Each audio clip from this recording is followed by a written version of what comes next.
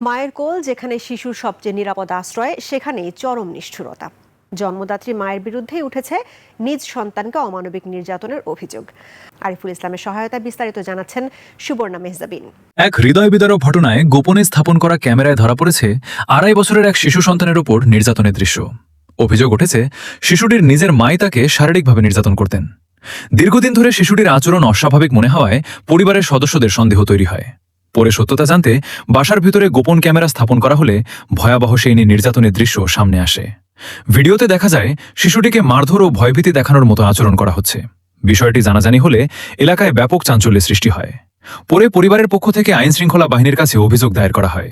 Police জানায়, প্রাথমিক তদন্তে নির্যাতনের সত্যতা পাওয়া গেছে।